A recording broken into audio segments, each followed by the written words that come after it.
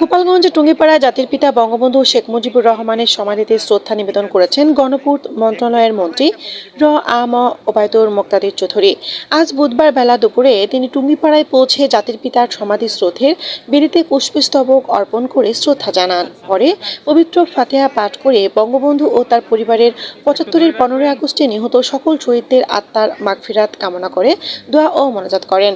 এ সময় গোপালগঞ্জ জেলা আওয়ামী লীগের সভাপতি মাহবুব আলী খান, সাধারণ সম্পাদক জি.এম. শাহাবুদ্দিন আজম, গোপালগঞ্জ গণপূর্ত বিভাগের নির্বাহী প্রকৌশলী কামরুল হাসান সহ ব্রাহ্মণবাড়িয়া জেলা আওয়ামী লীগের নেতাকর্মীরা এবং স্থানীয় নেতাকর্মীরা উপস্থিত ছিলেন। গোপালগঞ্জ নিউজ, এনএফ তানি।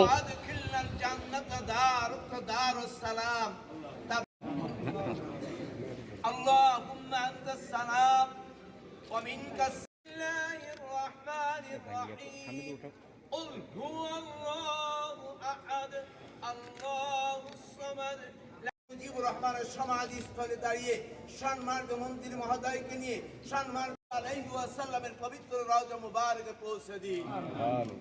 তামাম জাহানের যত শহীদ জাতির পিতা বঙ্গবন্ধু শেখ মুজিবুর রহমানকে আপনি বেহেশত নসিব করুন।